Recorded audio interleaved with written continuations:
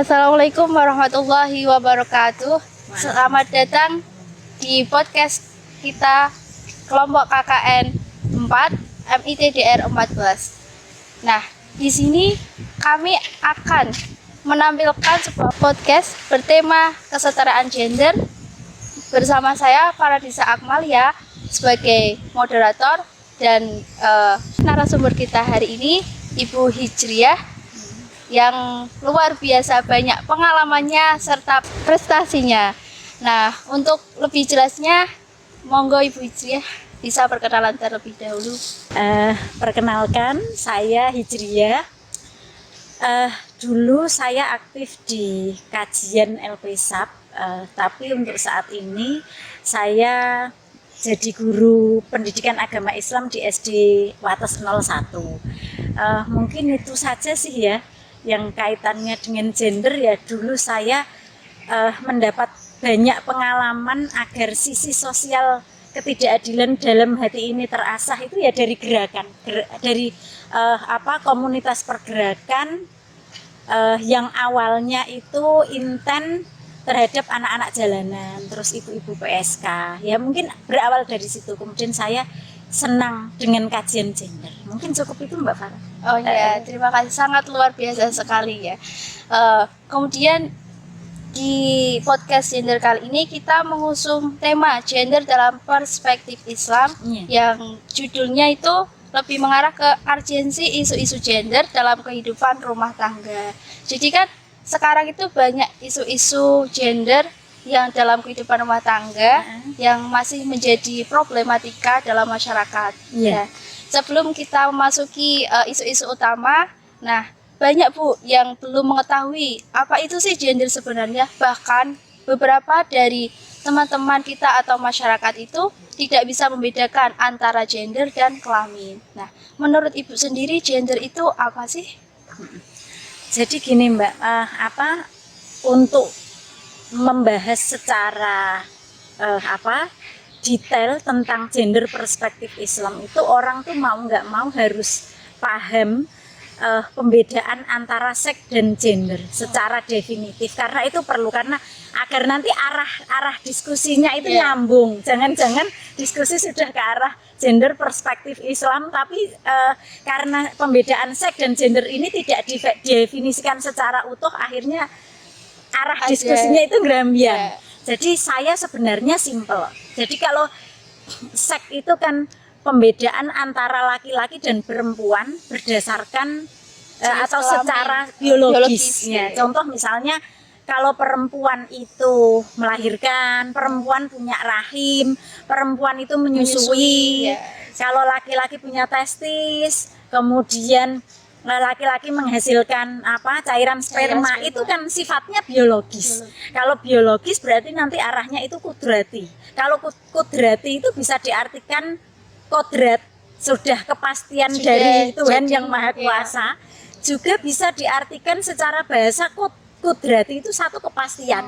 Jadi kita udah enggak bisa protes nih, kok aku enggak punya, kok si laki-laki bisa punya testis, aku enggak punya, kok bisa, atau mungkin sebaliknya, enak ya perempuan bisa melahirkan, masa aku enggak, itu enggak bisa diprotes. Itu sudah jadi ketentuan atau takdir. Itu sifatnya kudrati, ya udah pasti, kita udah enggak bisa protes. Beda kalau gender. Kalau gender ini pembedaan laki-laki dan perempuan berdasarkan struktur yang dibuat oleh masyarakat. Contoh misalnya, biasanya perempuan itu diidentikan dengan jarinya lentik, kemudian feminim. Itu kan bentukan masyarakat. Laki-laki itu biasanya gagah, tegak, berani manjat pohon, berani manjat genteng. Itu kan bentukan masyarakat. Maka saya memahami kesetaraan gender awalnya itu simple, tidak perlu jauh-jauh perspektif barat, itu enggak.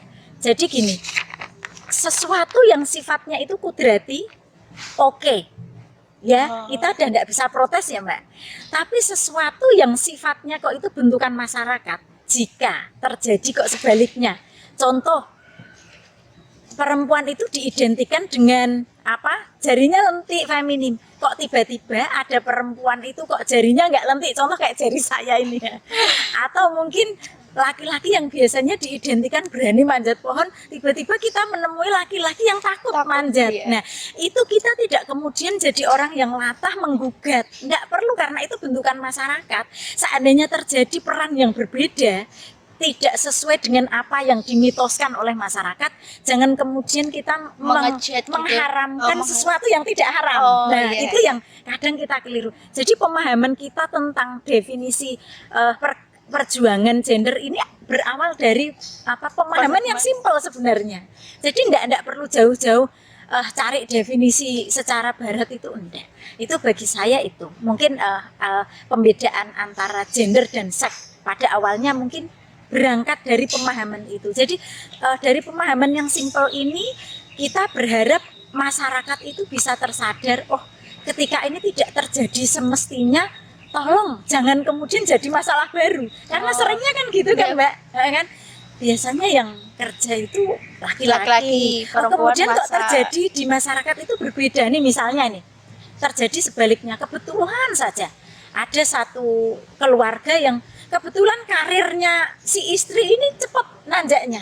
Yang laki-laki sebenarnya sudah nih Mbak berusaha cari kerja, cari penghasilan, tapi kebetulan memang enggak dapat ini. Nah, akhirnya timbul satu kesepakatan di keluarga itu.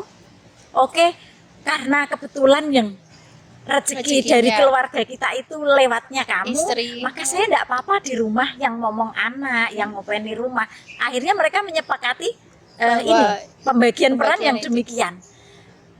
Kelirunya kadang di masyarakat kita karena diskriminasi atau doktrin patriarki ini udah kadung ngakar ribuan tahun yang lalu, akhirnya masyarakat itu menganggap ini hal aneh. Akhirnya muncul satu bulian, lah ini yang laki-laki kok udah kerja, laki-laki gitu. Kok mau banget toh megang pekerjaan hina, mepe pakaian, masak itu lah, mencuci kayak gitu. ini yang tadinya adem ayem pembagian dalam keluarga ini menjadi panas itu gara-gara lambene wong. Ya, stigma Gitu masyarakat ya. itu. Ya. Lah awal itu sih definisi awal ini. Kita nanti bisa berlanjut ke diskusi yang lebih dalam tuh. Yang penting pendefinisian awal ini kita sepakat dulu. Pahami terlebih dahulu gitu Iya, ya. Tuh, nah, gimana teman-teman, sudah paham kan antara gender dan seks? Kalau bisa saya simpulkan, kalau seks itu berarti bentuk kodrati, sudah ditakdirkan oleh Tuhan dan dibedakan secara biologis. Nah, kalau laki-laki mempunyai ciri-cirinya, dia mempunyai penis, mengeluarkan cairan sperma. Sedangkan kalau perempuan itu kodratnya ya melahirkan, menyusui, menstruasi kayak gitu kan Bu. Nah, sedangkan kalau gender itu kayak bentukan masyarakat, stigma masyarakat, perspektif masyarakat yang menentukan peran antara laki-laki dan perempuan itu. Nah, untuk lebih lanjutnya Bu, kan ini memasuki gender dalam rumah tangga. Apakah penting kesetaraan gender dalam rumah tangga menurut Ibu? Oh, sangat penting sekali Mbak, karena kalau kita mau hitung-hitungan untung rugi, kita bandingkan ketika belum ada perjuangan gender ini, bahkan saat ini yang perjuangan kesetaraan gender sudah menggeliat saja, kasus-kasus yang merugikan di salah satu pihak saja sudah sangat banyak. Contoh Mbak, misalnya sebenarnya dalam agama manapun, dalam ajaran manapun itu kan sebenarnya tidak ada ya pekerjaan itu punya kelamin, kan tidak ada ya. Kalau nyapu ini kelaminnya laki-laki, perempuan misalnya. Kalau dandan ini kelaminnya laki-laki, itu kan tidak ada kan. Nah, tapi faktanya coba di masyarakat kita ada kan pekerjaan itu punya kelaminnya. Nah, bahkan kayak mencuci itu diharuskan seorang perempuan harus bisa mencuci, memasak. Dan itu yang kemudian muncul permasalahan ketika tidak terjadi seperti semestinya. Misalnya perempuan ketika sudah bekerja itu kan dia punya double peran, ya toh? Double peran, dia ya kerja mencari ekonomi, di rumah masih memegang pekerjaan domestik. Nah, ketika pemahaman tentang kesetaraan gender ini dimunculkan di ranah keluarga, ini menjadi penting karena akan muncul satu saling pengertian. Maka pergerakan, perjuangan kesetaraan gender era kekinian kayak yang diperjuangkan oleh Bapak Fakih Abdul Qadir, kemudian Buya Husein, kemudian Prof Nadir Shah Husein itu lebih manusiawi. Jadi dia lebih menekankan sisi bukan unggul mengungguli, tapi kesalingan. Jadi saling ya. Maka ketika pemahaman gender ini didoktrinkan, dipatenkan dalam satu keluarga, itu yang muncul itu nanti akan kesalingan. Oh, istri saya sudah kerja seharian, saya juga kerja, maka pekerjaan ranah domestik ayo kita garap bareng-bareng, kan enak kan Mbak? Saling pengertian gitu. Tapi coba kalau pemahaman kesetaraan gender ini nggak muncul, atau sistem patriarki ini mendominasi di satu rumah tangga, ini pasti yang muncul kan perempuan-perempuan yang tidak bahagia, perempuan kerja yang tidak bahagia. Iya, tentu mungkin bagi orang yang sudah terlalu kuat doktrin patriarkinya, ya enggak, ini kodratnya perempuan ya seperti ini. Tapi masa perjuangan gender kan ini sudah mulai digali. Ayo kita bedakan mana yang sifatnya kodrati, mana yang sifatnya bentukan sosial. Akhirnya enak jalannya satu rumah tangga ini kan kayak satu organisasi ya. Pembagian peran itu penting, tapi harus didasarkan dengan konsep kesalingan. Berarti saling mengerti, saling memahami kayak gitu ya. Iya, enggak bisa kalau mau kita berpijak pada sistem patriarki yang ada di masyarakat, tentu yang ada malah justru saling mendominasi. Oh, laki-laki itu yang paling berkuasa, maka kamu sebagai yang saya kuasai harus tunduk. Nah, ini kan enggak imbang. Kan enggak adil kan, enggak enak enggak kira-kira. Paling enak coba kita saling merenungi diri kita sendiri. Misalnya ketika kita dalam posisi orang yang dikuasai, ini manusia merdeka loh Mbak. Kalau kita dalam posisi yang dikuasai, siapapun pasti menolak. Enggak enak ini, posisi enggak enak. Enak ya mendominasi. Karena dapat memerintah. Iya, maka saya perjuangan gender, kesetaraan gender ini diperlukan agar isa setara, isa saling, isa kerja bareng, isa jalan bareng menggapai cita-cita yang diinginkan. Mungkin itu. Apakah setara itu dalam perspektif gender itu dikatakan dengan sama? Iya, seimbang. Iya, adil. Setaranya itu bukan karena enggak ada sesuatu definisi adil saja enggak kemudian sama kan? Enggak. Tapi adil yang tidak timpang sebelah. Saya sama-sama dapat hak, saya sama-sama menjalankan kewajiban. Jadi, peran kan enggak mungkin misalnya, jadi enggak bisa sama, bukan? Kayak gini misalnya. Kamu kerja, saya harus kerja. Saya nyapu, kamu harus nyapu. Enggak bisa. Pembagian peran itu penting. Ayo kita bagi satu organisasi, satu rumah tangga, kita bagi aja yuk. Ya udah misalnya saya kerja, nanti anaknya gimana, dimusyawarahkan. Peran itu pembagiannya penting, enggak bisa harus wong kamu bisa lari-lari keluar, aku juga harus lari. Enggak bisa. Kerja organisasi itu ada pembagiannya. Enggak harus sama. Berarti harus ada komunikasi terlebih dahulu antara suami konsep dan ini istri, kesalingan itu.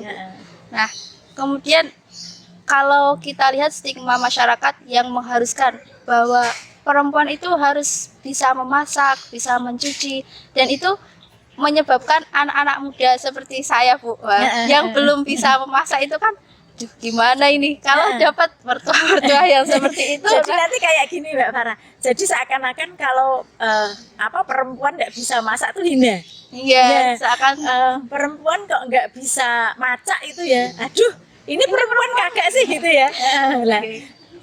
Harusnya yang hal biasa jadi nggak biasa.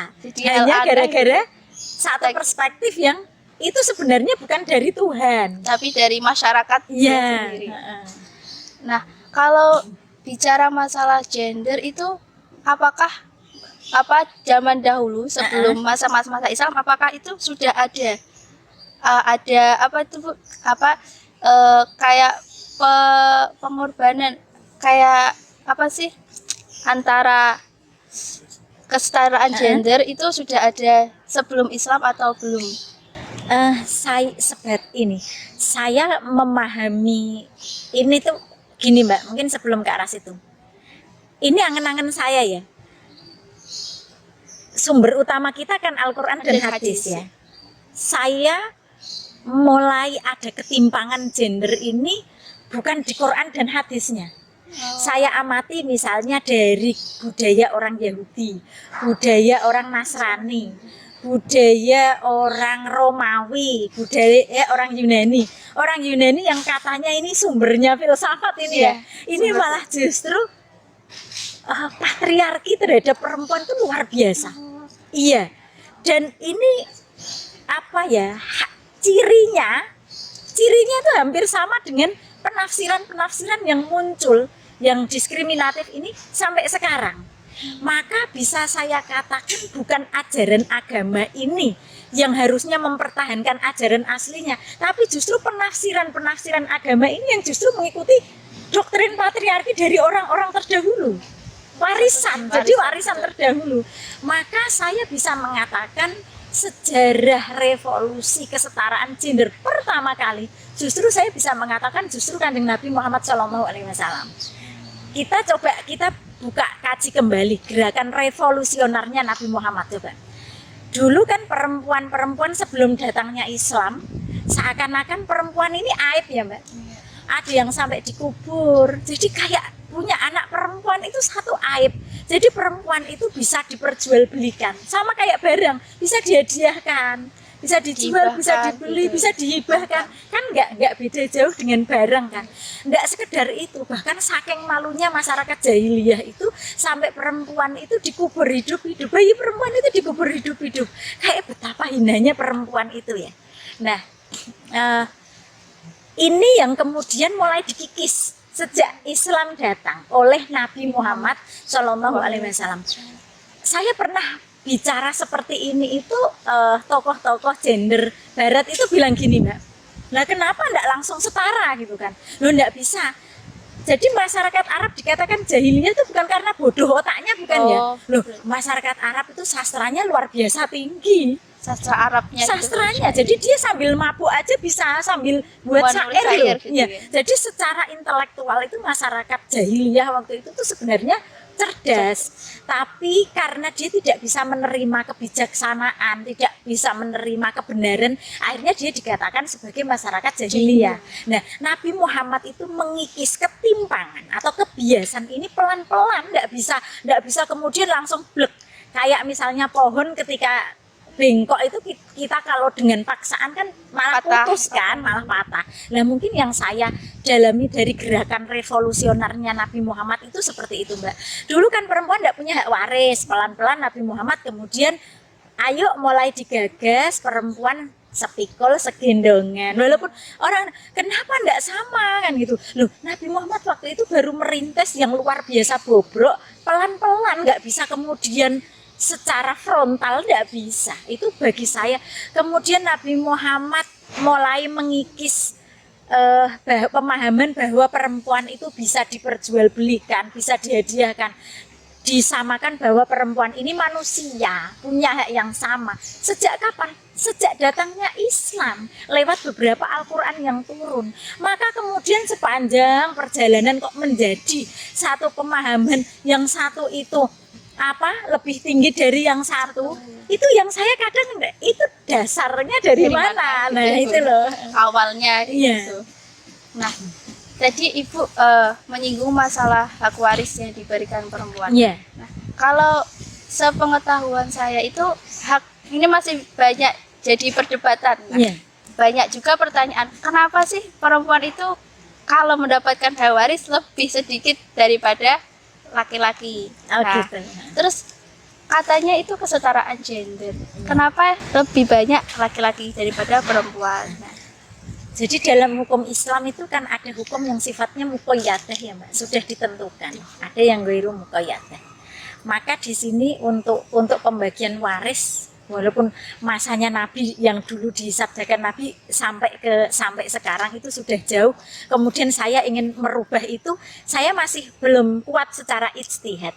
Tapi hukum dasar agama Islam itu bisa dipadukan dengan local wisdom, ya, kebijaksanaan di masyarakat kita. Contoh ini Mbak, nanti ketika hukum waris itu harus ditegakkan, sepikul segendongan, perempuan itu setengahnya laki-laki. Maka untuk menjembatani agar rasa iri antar saudara ini tidak muncul di kemudian hari, beberapa orang tua kita di Jawa itu menjembatannya dengan cara apa? Hibah itu statusnya kan sebelum meninggal. Jadi sebelum orang tua ini meninggal itu dibagi rata. Nah, biar karena kalau dibaginya setelah orang tua meninggal harus dijalankan hak waris itu sesuai hukumnya. Hukum syariat. Tapi kan kita tidak kemudian saklek sesuai hukum waris, ya toh? Maka dijembatinnya dengan itu. Jadi sudah dibagi waktu hidup. Misalnya ada kekhawatiran gini, loh nanti tiwas tak bagi aku kok diusir anakku, itu ya, diusir. Aku tidak punya apa-apa. Hak yang sudah dibagi hukumnya hibah ini bisa dilegalkan di notaris. Bisa. Zamannya itu tidak ada yang tertinggal, bisa dilegalkan di notaris. Nanti ini ini statusnya hibah, tapi selama orang tua ini masih hidup masih bisa dinikmati orang tua. Jadi anak kandung itu enggak, atau ahli waris itu enggak semena-mena bisa mengusir karena ada legal formalnya di notaris. Bisa kalau masa sekarang. Oh, seperti itu. Jadi biar tidak timbul kecemburuan juga gitu ya. Iya, jadi pakai gabungan dari hukum agama, dasar hukum agama kita sama lokal wisdom. Nah, kemudian mengenai masalah ini party agree itu kan banyak, maksudnya budaya itu banyak menimbulkan kekerasan terhadap perempuan karena laki-laki itu merasa dia mendominasi gitu kan Bu. Nah, misal kalau kita singgung masa-masa pandemi itu kan banyak kasus perceraian.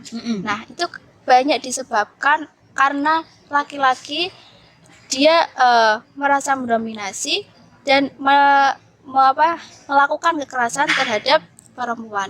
Tanggapan Ibu untuk dan itu gimana? Dia merasa bahwa itu tidak dosa, tidak dosa karena itu ajaran agamaku gitu ya. Nah, coba saya ajak kaji beberapa, ini baru beberapa ayat Al-Qur'annya saya bacakan Mbak. Ini makanya ketika satu manusia itu mendominasi manusia yang lain, menguasai manusia yang lain, yang satu berhak dikuasai dan itu dikuatkan dengan doktrin agama. Ini memang ajaran agama saya ini. Makanya saya melakukan semena-mena ini enggak dosa. Nah, ini maka saya ajak kaji coba.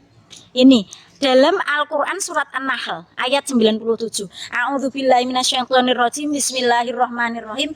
Man amila sholihan min dzakarin au unsa.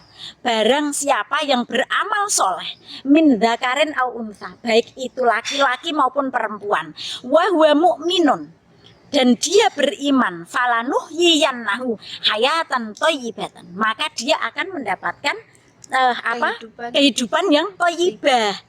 Walanujziyannahum ajruhum bi ahsani ma kanu ya'malun, dan dia akan mendapat pahala sesuai kebaikan yang dia lakukan. Ini disebut ya laki-laki maupun perempuannya. Kemudian ayat selanjutnya surat Al-Ahzab ayat 35. Innal muslimin wal muslimat, ya tahu orang Islam muslim dan orang Islam laki-laki dan perempuan. Nah, terus wal mukminin wal mukminat, mukmin laki-laki, mukmin perempuan. Wal qanitina wal qanitat, orang yang taat terhadap hukum syariat baik laki-laki maupun perempuan. Wasodiqina wasodiqot, ya, orang yang sodik benar, ya, jujur baik laki-laki maupun perempuan. Wasobirina wasobirot, sabar laki-laki perempuan. Wal khosyiina wal khosyiat, wal mutasaddiqina wal mutasaddiqot, wasoimina wasoimat, wal hafidina furujahum wal hafidot. Loh, disebut semua loh, laki-laki dan perempuan. Ya, enggak ada ya, enggak ada kemudian kalau laki-laki yang beramal pahalanya lebih gede dari perempuan, enggak ada ya. Saya lanjutkan. Wal mu'minuna wal mu'minat ba'dhum awliya'u ba'd. Nah, saling mukmin laki-laki maupun mukmin perempuan ini saling awliya'u ba'dun. Ya'muruna bil ma'ruf wa yanhauna 'anil munkar. Dua-duanya punya kewajiban memerintahkan kebaikan dan menjauhi larangan. wa yuqimunas sholata wa yu'tunaz zakata ila akhirih, sampai dalam kewajiban yang sifatnya itu perjanjian primordial aja juga dua-duanya disebut, baik laki-laki dan perempuan. Maka dari sini saya menyimpulkan bahwa perbedaan antara laki-laki dan perempuan yang mungkin terjadi bukan berdasarkan kelamin, tapi berdasarkan kualitas iman, berdasarkan perbedaan amal solehnya. Nggak ada pembedaan itu. Kalau yang laki-laki yang beramal baik pahalanya lebih gede, nggak ada.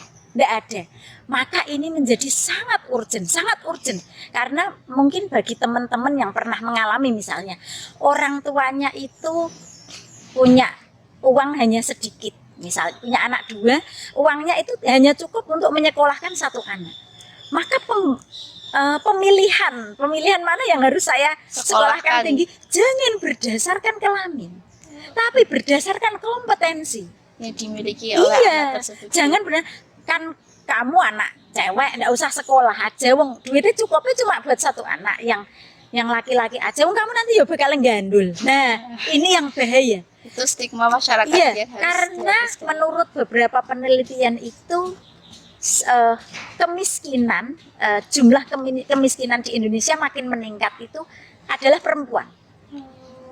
Kalau analisis saya, salah satu penyebabnya adalah karena ada ini mindset yang dimasukkan ke alam bawah sadar di masyarakat kita bahwa kalau perempuan itu nanti gandul. Nah, ketika yang digandul ini udah tidak ada kan, akhirnya terseok-seok, nggak bisa berdiri sendiri gitu. Masyarakat miskin satu lagi. Nah, itu yang kemudian jadi problem. Jadi seakan-akan orang yang beranggapan bahwa perjuangan kesetaraan gender itu tidak perlu. Mungkin berawal dari podcast ini saya berharap penting banget karena dampak yang ditimbulkan luar biasa. Mungkin gitu, Mbak. Ya, kemudian untuk masalah ini Bu, kita kembali ke masalah rumah tangga.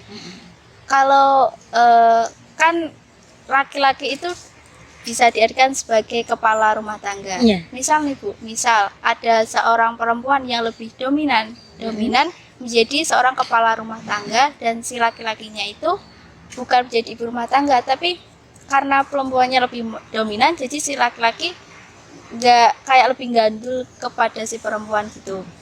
Nah, apakah menurut Ibu itu menyalahi aturan kesetaraan gender, atau masih dalam lingkup kesetaraan gender seorang perempuan bolehkah menjadi kepala rumah tangga?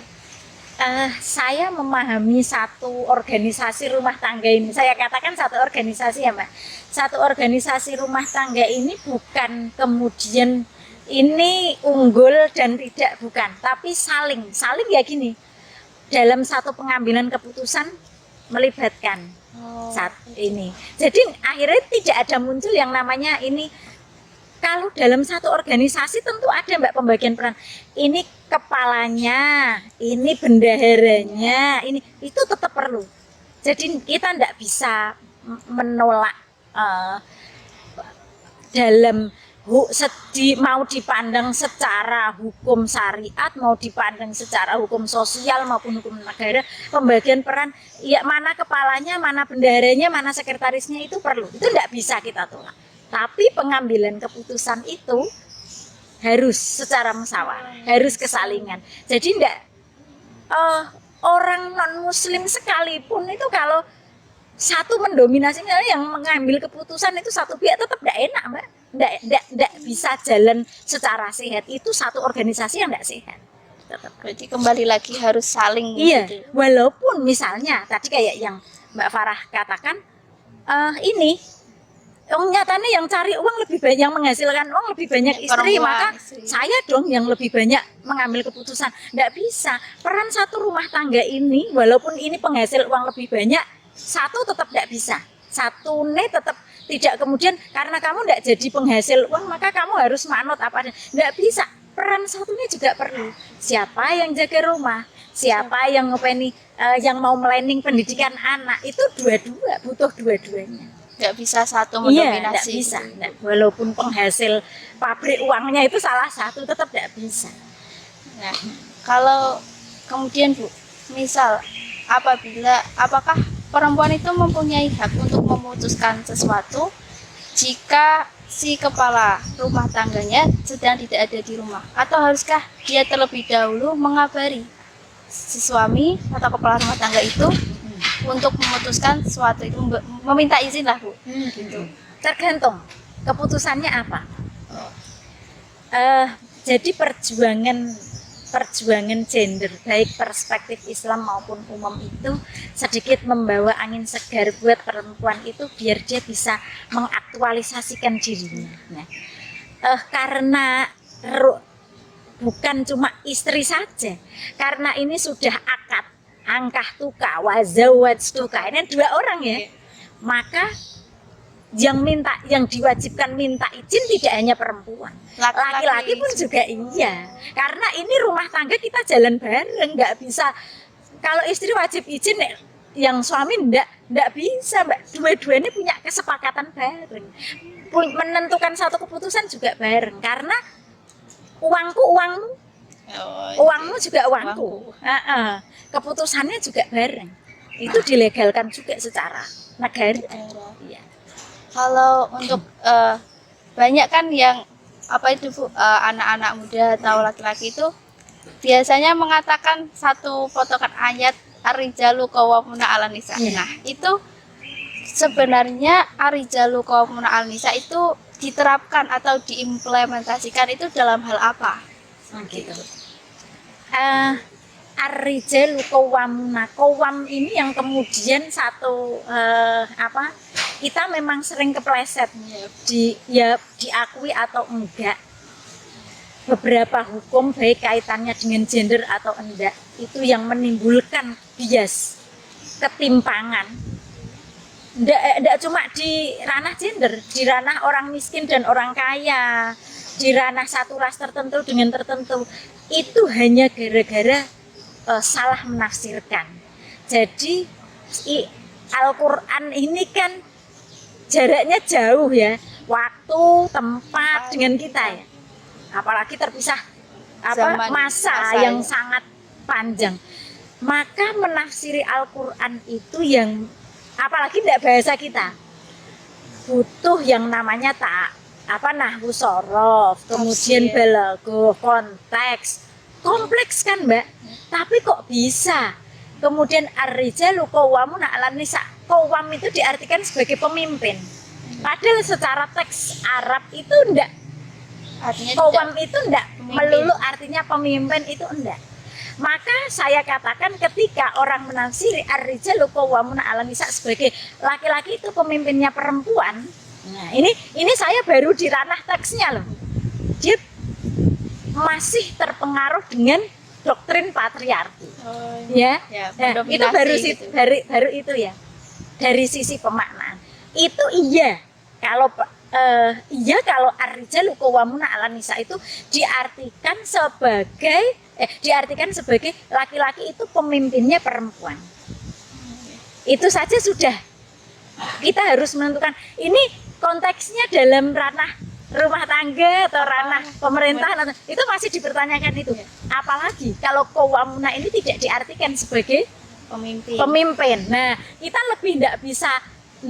lebih jauh lagi seandainya mau mempraktekkan ketimpangan ini berdasarkan dalil itu, sangat tidak mendasar. Ya, itu pun ada ayat selanjutnya kan, bima faddalallahu ba'duhum.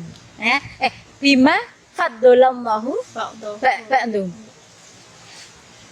Bima itu bisa diartikan sebagai apa ya? Apa Mbak ini? Jika laki-laki itu qawwamuna bisa misalnya diartikan sebagai pemimpin, atau cari alternatif lain jika diartikan sebagai pelindung. Laki-laki dijadikan pelindung atau pemimpinnya perempuan bima faddalallahu. Jika dia punya kelebihan. Ya toh? Nah, coba kalau nggak punya kelebihan, berarti ayo bisa berani nggak main menang-menangan. Itu ayat Quran loh ya. Mungkin itu Mbak. Jadi dari Islam sendiri itu sudah banyak membahas ayat-ayat yang bahas tentang kesetaraan gender itu. Sangat apa ya? Sangat manusiawi, sangat berkeadilan. Maka jika kemudian kok ada timpang, ini kira-kira apa yang salah ya Mbak ya? Mungkin bukan dari Al-Qur'annya tapi dari kitanya sendiri. Iya, saya kadang ya heran. Kalau memang kita orang Muslim, dasarnya Quran dan hadis, ya. Ya, jadi seperti itu teman-teman, gender dalam perspektif Islam yang mengangkat judul urgensi isu-isu gender dalam kehidupan rumah tangga. Nah, kita dengan adanya podcast ini, semoga teman-teman yang menonton lebih paham apa itu gender dan bisa membedakan antara gender dan seks. Nah, mungkin cukup sekian dari kami. Sebelumnya saya ucapkan terima kasih banyak kepada Bu Ijih yang sudah meluangkan waktunya untuk sebagai narasumber dalam podcast kali ini.